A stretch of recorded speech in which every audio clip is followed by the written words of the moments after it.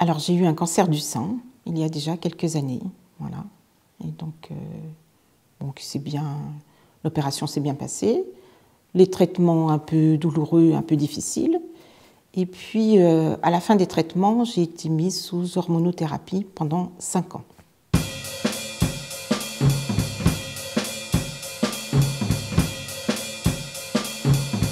Donc en fait, quand on m'a prescrit l'hormonothérapie, on m'a prescrit en même temps tous les effets secondaires de l'hormonothérapie.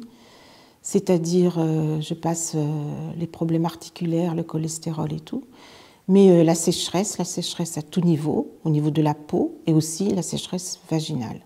Donc de ce fait-là, au niveau sexualité, ça a été difficile. Donc avec une prise quotidienne d'injections dans le vagin pour hydrater ou d'ovules gynécologiques.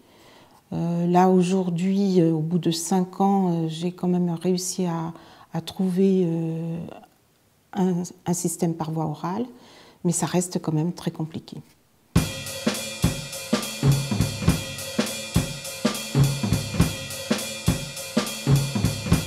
Alors avec mon partenaire, ça a été très compliqué. Donc c'est des choses que voilà, c'est difficile à faire comprendre.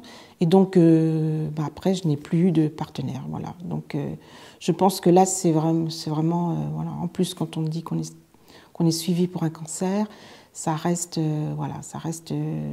Il y a psychologiquement, il y a je ne sais pas quoi dans la tête, et donc de ce fait. Voilà, donc j'ai préféré mettre un petit peu en stand-by ma vie sexuelle pendant cette période-là.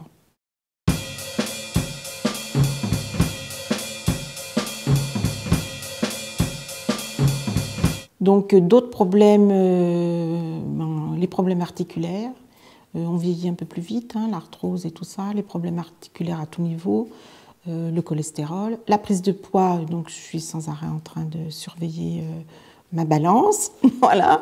Donc c'est contraignant, quoi. Voilà. Donc j'ai hâte que ça se termine, et ça se termine bientôt.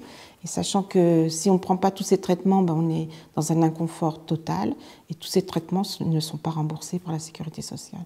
Donc ça, c'est quand même un vrai handicap pour les femmes qui ont déjà subi un cancer, ou voilà, qui sont dans cette maladie, quoi, voilà. Et ça, on n'en parle pas, malheureusement. C'est dommage. Donc merci de m'interviewer, voilà.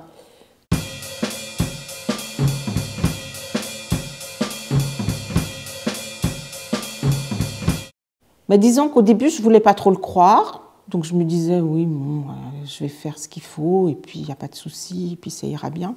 Et puis après, quand je me suis rendu compte que c'était trop compliqué, c'est un isolement de plus. Hein. Déjà, quand on a un cancer, quand on a les traitements, on se sent isolé, même si on est entouré au niveau de la famille, au niveau des enfants et tout. Mais face à ses propres problèmes personnels, on est encore plus dans l'isolement. Voilà. Et il n'y a que certaines personnes qui ont la même problématique qui peuvent comprendre, quoi.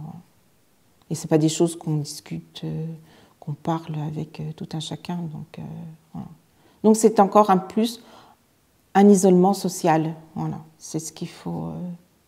C'est comme ça que je l'ai vécu, quoi.